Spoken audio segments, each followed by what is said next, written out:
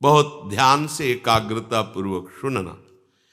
जो हम प्रयासरत हैं पर हम साधना की ऊंचाई पर नहीं पहुंच पा रहे, इसमें सीधे अनुभवरा इंद्रियों की गुलामी। धैर्यपूर्वक सावधान होकर श्रवण करें। इंद्रियों की गुलामी, आप अपने को ज्ञानी माने, विद्वान माने, भगत माने, महात्मा माने, वीर माने, कुछ भी, ये गुलामी छूट जाए तो अभी तुम स्वरूप में स्थित हो जाओ। ये जो हमारी 5 ज्ञानेंद्रियां हैं, आंख, कान, नाक, जिह्वा और त्वचा,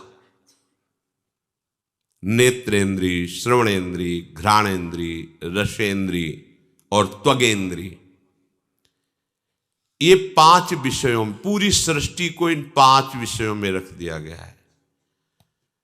रूप, शब्द, गंध, रस, स्पर्श, ये 5 ज्ञान इंद्रियों के विषय हैं। आंख रूप, कान शब्द, नाक गंध, जिह्वा रस और त्वचा स्पर्श, इसी में सारे सुखों को, सारे विषयों को रख दिया गया है। जगत में ये केवल 5 ही प्रपंच का विस्तार किए हुए हैं। कोई इन 5 में फंसा है, कोई एक एक में फंसा है। उपासक को स्वतंत्रता तभी मिलेगी जब पहले शास्त्र और गुरु की परतंत्रता स्वीकार करे। शास्त्र और गुरु का भय, शास्त्र और गुरु का शासन स्वीकार करे तो इंद्रियों के विषयों से हटने का उसको सौभाग्य मिल जाएगा। अगर वो शास्त्र और गुरु से स्वतंत्र है तो इन प्रपंच में वो परतंत्र रहेगा। सिद्धांत है ये। आजकल सबकी यही मांग है कि मैं किसी के अधीन नहीं, मेरा जीवन स्वतंत्र, मैं जो चाहूं वो कर सकता हूं। स्वतंत्र का हो, इंद्रियों के गुलाम हो, मन के गुलाम हो, विषयों के गुलाम हो। तुम विषयों को नहीं भोग रहे, विषय तुम्हें भोग रहे। विषय तुम्हारे अधीन नहीं, तुम विषयों के अधीन हो, विवेकहीन हो, इसलिए तुम समझ नहीं पा रहे हो। इंद्रियों की, विषयों की, मन की गुलामी को तुम स्वतंत्रता समझते हो। थोड़े से स्वाद के लिए, थोड़े से सुख के लिए, थोड़ी सी सुंदरता के लिए, थोड़े से शब्द सुनने के लिए, स्पर्श करने के लिए सच्चिदानंद सुख का बलिदान कर रहे हो। यह अवसर सच्चिदानंद सुख के लिए मिला है, क्या कर रहे हो? मणिगण पुंज ब्रजपति छाणत, हित हरिवंश कर गही कंचु। इंद्र नील मणि मनोहर श्याम सुंदर को छोड़कर कांच ग्रहण कर रहे हो। सावधान। कैसे सावधान? कूर्मोंगानीव सर्वशः, जैसे जरा सा भय आने पर कछुआ अपने अंगों को कवच के अंदर समेट लेता है, ऐसे ही तुम सारी इंद्रियों को प्रभु में समर्पित करो। कछुआ जहां थोड़ी सी खटक हुई, तत्काल उस अपने अंगों को सुरक्षित रखने के लिए कवच के अंदर कर लेता है। इंद्रियों को विषयों से समेट लो, आप सुरक्षित हो जाओगे, आपका भजन सुरक्षित हो जाएगा। परांच खाने, ये इंद्रियों का स्वभाव है, ये बाहरी भागती है। ब्रह्मा जी ने रचना की है बहिर्मुख इनकी। ब्रह्मा ने इनका स्वभाव बनाया है बाहरी विषयों पर जाना, और जो इस स्वभाव को रोक दे वही भाव को प्राप्त होता है। भावोत्सवेन भजताम रस काम धेनुम, पर कठिन है इनको रोकना। क्रम है, सीधे इंद्रियों को वश में नहीं कर सकते। यदि मन बुद्धि के वश में हो जाए तो फिर मन इंद्रियों को वश में कर सकता है। बुद्धि तुम्हारे वश में होनी चाहिए, बुद्धि तुम्हारे वश में, बुद्धि के वश में मन और मन के वश में इंद्रियां, अब सब ठीक हो जाएगा।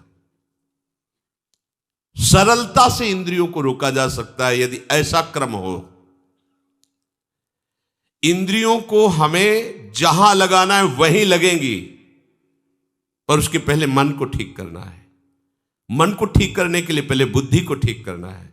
बुद्धि को ठीक करने के लिए पहले हमें ठीक होना पड़ेगा। हमें स्वयं ठीक होना। मैं प्रभु का हूं, प्रियालाल का हूं, कोई संसारी नहीं हूं। कल जैसे एक प्रश्नकर्ता प्रश्न कर रहा था कि आप बड़े बड़े महात्माओं की बातें बताते हो तो भगवान के स्वरूप हैं, वो भगवान के नित्य जन है, हम कहाँ? ये घाटे की बात है। हम सब उसी बड़े के हैं। समुद्र की कौन सी लहर महिमा युक्त है और कौन सी छोटी है, बताइए आप? उसी आनंद समुद्र के हम सब अंश हैं, बराबर अंश हैं, बराबर। जो भगवान शंकर की आत्मा है वही तुम्हारी आत्मा है, वही एक चींटी की आत्मा है। आत्मा में कोई परिवर्तन, छोटाई बड़ाई घटाई नहीं है। ये मूढ़ता की बात छोड़ो, ये समझो कि वो बड़े कैसे हुए हैं। बड़े का संपूर्णतः आश्रय ले लिया, सबसे बड़े प्रभु हैं, और उन्होंने प्रभु के नाम का आश्रय ले लिया, रूप का आश्रय ले लिया, जगत का आश्रय छोड़ दिया, तो वो बहुत बड़े हो गए। तुम छोटे क्यों हो रहे हो? क्योंकि तुमने छोटे का आश्रय ले लिया। ये जगत के नाम रूप, जगत के विषय, भोग, अनुकूलता, प्रतिकूलता, ये सब छोटी बात है। इसीलिए तुम इतने हे भाव से युक्त हो गए हो। हम कहाँ? नहीं, तुम उसी तत्व से स्थित हो, तुम उसी से बने हुए हो, तुम और कोई नहीं हो। पहले स्वीकार करो मैं प्रियालाल का हूं, क्योंकि बुद्धि शुद्ध करने के लिए सबसे पहले यह स्वीकृति आवश्यक है। मैं संसार का नहीं हूं, मैं रिश्ते नातों का नहीं हूं, मैं शरीर का नहीं हूं, मैं प्रियाजू का हूं, प्रियालाल का हूं। देखो, जब तक आप ये स्वीकार नहीं करोगे तब आंख को प्रपंच दिखाई देगा, कान को प्रपंच सुनाई देगा, रसेंद्री को प्रपंच का स्वाद अच्छा लगेगा। आप गुलामी नहीं छोड़ पाएंगे। पहले स्वीकृति करो। यह स्वीकृति वाणी से, फिर हृदय से, फिर चेष्टा से, स्वयं में। आप वाणी से ही चूक कर देते हो। आप प्रभु के सिवा किसी का आश्रय वाणी से भी नहीं बोलना है। हृदय से फिर स्वीकार करो। चेष्टाओं में आपके होना चाहिए प्रभु के दासत्व की स्वीकृति भरी चेष्टाएं होनी चाहिए। देखो, आंख का काम है देखना, वो देखेगी ही। कान का काम है सुनना, वो सुनेगी ही। इनको तुम फोड़ नहीं सकते हो। आंखें फोड़ लोगे तो अंदर से नेत्रेंद्रिय अपना काम करती रहेगी। क्या जिनके नेत्र नहीं है उनको आकर्षण संसार का नहीं होता क्या? ऐसा नहीं है। जिनकी श्रवणेंद्रिय नहीं है तो क्या उनको शब्द सुनाई नहीं देता? बाहर का नहीं सुनाई, अंदर को प्रपंच चल रहा है। ये आप सुधार करोगे तब होगा। इंद्रियों को तुम नष्ट नहीं कर सकते हो, बाहरी इंद्रिय के द्वारों को तुम कर, इससे होगा क्या? प्रधान बात है इंद्रियों को अंतर्मुख करना। वो होगा भगवान के आश्रय से, उनके नाम बल से।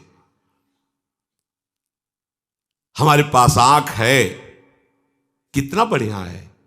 हम प्रभु के भक्तों के दर्शन कर सकते हैं, प्रभु के श्री विग्रह के दर्शन कर सकते हैं, गंगा यमुना के दर्शन कर सकते हैं, लताओं के दर्शन कर सकते हैं, सब में प्रभु का दर्शन कर सकते हैं, ग्रंथ पढ़ सकते हैं।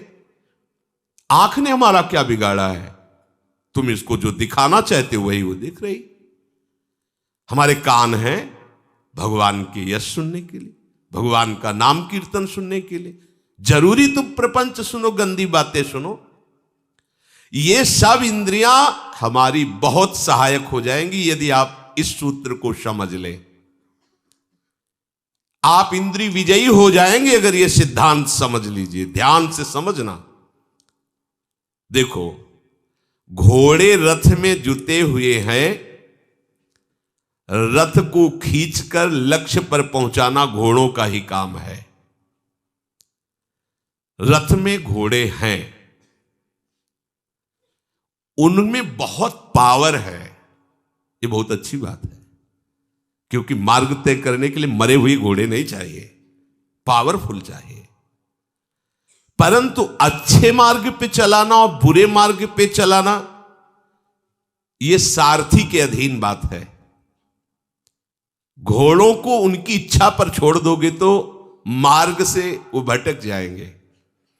घोड़ों को सही दिशा पे चलाने के लिए लगाम होती है, लगाम के अनुसार, और लगाम होती है सारथी के हाथ में, और रथी का पूरा जीवन सारथी के हाथ में है। वो चाहे तो गड्ढे में ले जाकर के पूरा का पूरा चौपट कर दे, मरे रथी सहित।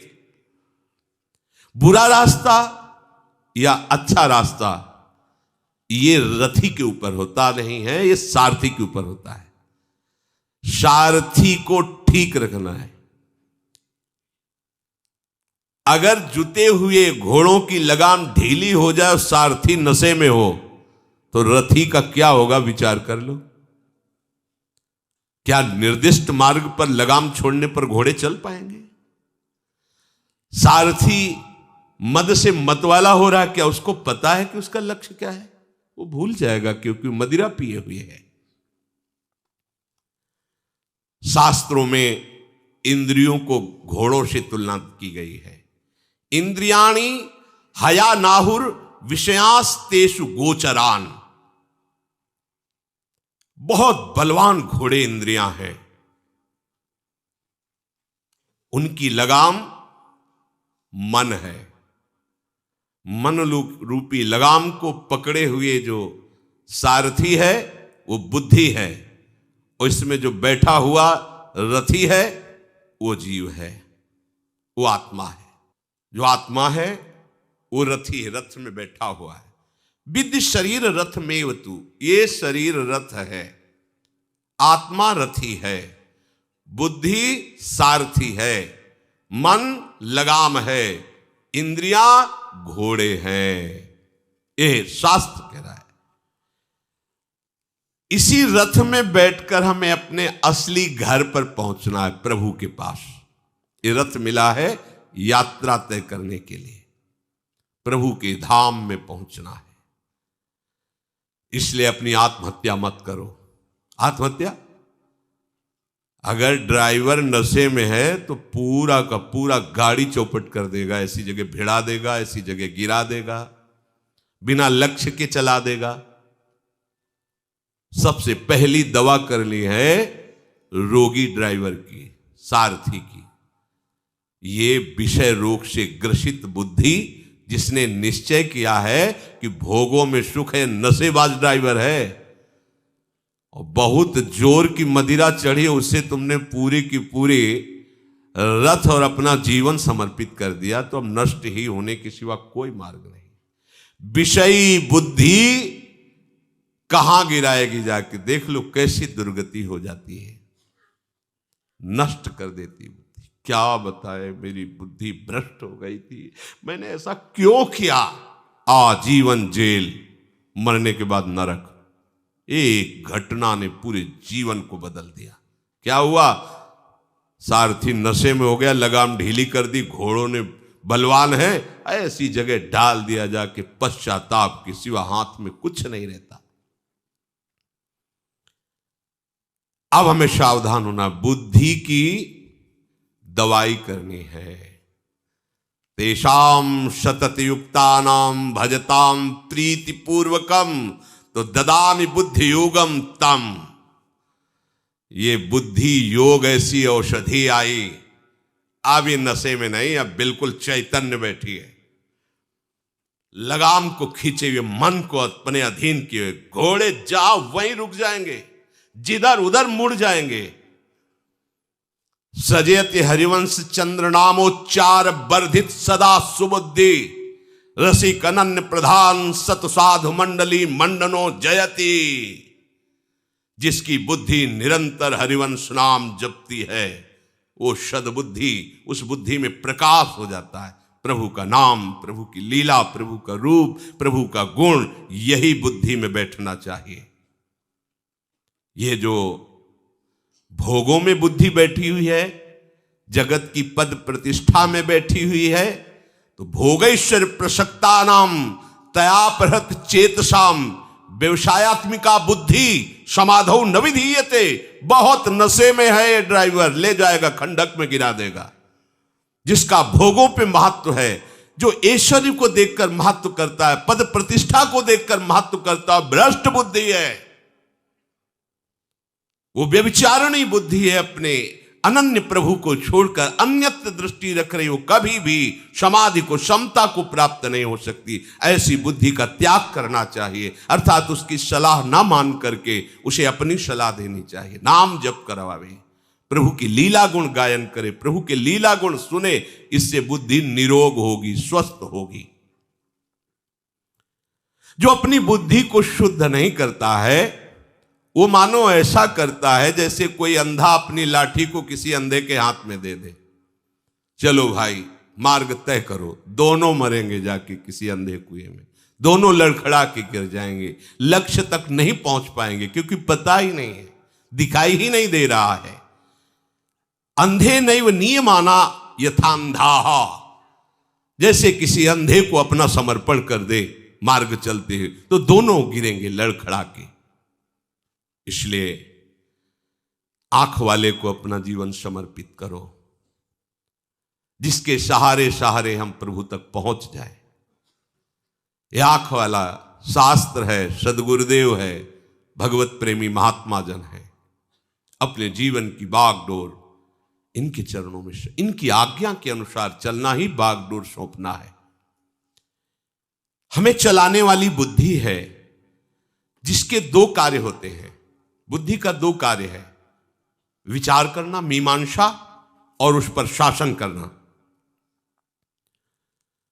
बुद्धि के पास दो विभाग है, ठीक ये नहीं ठीक, न्याय विभाग और शासन विभाग, ये बुद्धि के अंतर्गत है पूरे सिस्टम का।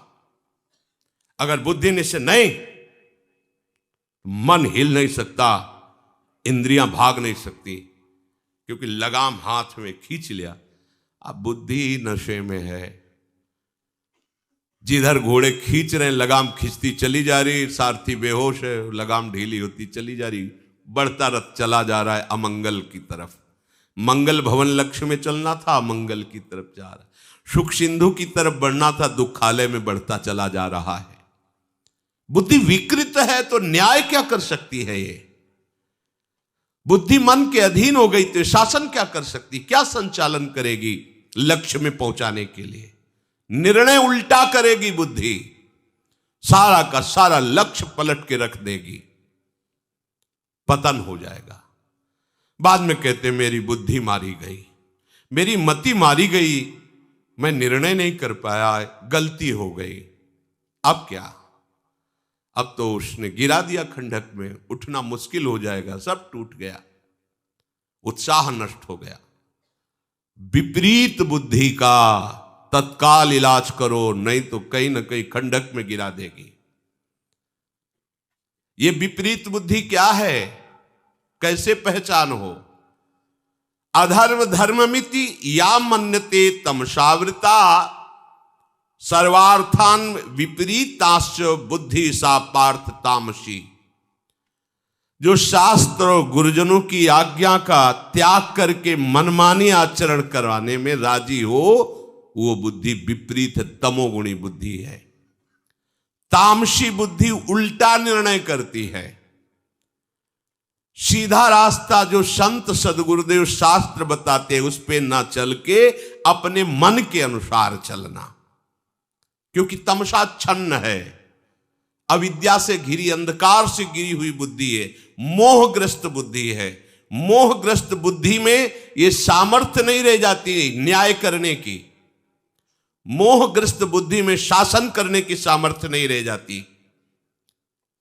सारथी मदिरा पिए हो और दूसरा मूर्ख हो तो क्या वो रास्ता तय करवा देगा? सोचो क्या उस दशा होगी रथी की जिसका सारथी स्वाभाविक मूर्ख है, ऊपर से मदिरा पिए हुए है, परिणाम कितना भयावह होगा। ठीक ऐसी ही दशा उसकी होती है जिसकी बुद्धि विपरीत होती है। मंदोदरी जी बार बार समझाती, रावण को कहती मेरी समझ में आ गया, आपके हृदय में विपरीत बुद्धि का उदय हो गया, अर्थात निश्चित आपकी विनाश वृत्ति होगी। निश्चित आपकी बुद्धि विपरीत हो गई। प्रीतम, मैं देख रही हूं, बार बार समझाने पर भी आपके अंदर जो ये बुद्धि आ रही है, ये विपरीत बुद्धि है। इसका परिणाम ही होता है केवल विनाश। जिस समय अर्जुन जी ने भगवान को सारथी बनाया तो धृतराष्ट्र पूछ रहे संजय से क्या होगा, तो उनका विजय श्री अब अर्जुन के हाथ में, क्योंकि यत्र योगेश्वरा कृष्णो यत्र पार्थो धनुर्धरा तत् श्री विजयो भूतिर ध्रुवा नीतिर्मम। यह दृढ़ बात आपको कह रहा हूं महाराज, कुछ भी हो जाए विजय श्री तो अर्जुन को मिलेगी, क्योंकि उन्होंने अपने सारथी पद में भगवान को विराजमान कर लिया। विजय श्री तो अब कोई और ले ही नहीं सकता। अर्थात जिसने बुद्धि को भगवान के चरणों में अर्पित कर दिया और भगवान बुद्धि में आके बैठ गए, अब उसे कोई परास्त नहीं कर सकता। शास्त्रों में बताया गया है कि सारथी कैसा होना चाहिए। ये 5 बातें जिसके सारथी में होती है वो विजय श्री को प्राप्त होता है। पहला, वो जागरूक होना चाहिए। दूसरा, वो नशेबाज ना होना चाहिए। तीसरा, मार्ग को अच्छी तरह उसको ज्ञान होना चाहिए। चौथा, मालिक का आज्ञाकारी होना चाहिए। 5वां, घोड़ों के संचालन की क्रिया में प्रवीण होना चाहिए। 5 बातें सारथी में हो तो विजय श्री रथी को अवश्य मिलेगी। अगर इनमें एक की भी कमी हुई तो गंतव्य स्थान पर पहुंचाने में संदेह है, वो सारथी नहीं पहुंचा पाएगा। बहुत बलवान और चुस्त घोड़े हैं, चंचल घोड़े हैं। अब इनका जो सारथी है, यदि 5 बातें नहीं तो गिरा देगा। हमारी सारथी बुद्धि, पहले बुद्धि जागृत होनी चाहिए। जागरूक, जागृत। सोया हुआ किसे कहते हैं और जगा हुआ किसे कहते हैं? जिसके मोह का नाश हो गया है उसे जगा हुआ कहते हैं, और जो मोह से युक्त बुद्धि उसे सोई हुई बुद्धि कहते हैं। बिनु सत्संग विवेक न होई, राम कृपा बिनु सुलभ न सोई। होए विवेक तो मोह भ्रम भागा। सत्संग से विवेक, विवेक से मोह का नाश। अब बुद्धि जागरूक हो गई। अब नहीं है कि ऐसे नहीं, सावधान, एकदम सावधान। साधु सेवा सुमिरन सावधान। लक्ष्य में बहुत ठग हैं, बहुत चोर हैं, बहुत गड्ढे हैं, संभाल के संभाल के। पहला सारथी का लक्षण जागरूक। तो बुद्धि कैसी हो? जागृत हो। मोह रहित बुद्धि इस मार्ग में। क्या होगा हमारे उन रिश्ते नातेदारों का, क्या होगा उनका, कैसा, वो तो बहुत हमें प्यार करते थे, अब उनके पास कौन होगा, कैसे रहे हमारे बिना वो, कैसे ये मोहग्रस्त बुद्धि। हाँ, हमारा क्या होगा, अभी तो जवान है, बुढ़ापे में कौन सेवा करेगा, अभी तो ये है तो हमारा सब कुछ चल रहा है, ये मर गए तो कैसे चलेगा। ये मोहग्रस्त बुद्धि है। अपने शरीर की व्यवस्थाएं, शरीर संबंधी भोग, शरीर संबंधी रिश्ते नाते का चिंतन, ये मोहग्रस्त बुद्धि के द्वारा होता है। जो जागृत बुद्धि होती है वो केवल प्रभु को देखती, प्रभु के विधान को देखती, प्रभु के संबंध को स्वीकृत करती है।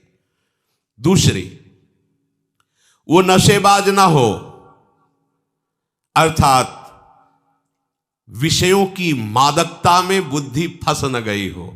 विषयों में नशा है। देखो ना, कोई भी जब विषय चढ़ता है तो तुम्हारी दशा क्या होती, देखना। उसको केवल दिखाई दे रहा मैं और विषय, दूसरा कोई मुझे देख ही नहीं रहा। भरी सभा में वो अपने आपको देखेगा, सामने विषय को देखेगा, उसको लगता सब अंधे हैं, सब नहीं जानते। हमारा ऐसा चलता है। जो विषयी बुद्धि है वो मादकता पी, शराब पिए हुए बुद्धि है, समझो। कोवा मदांधो मदना तुरोवा, जिसके अंदर काम सवार है, सबसे अंधा वो है, उसको नहीं दिखाई देता।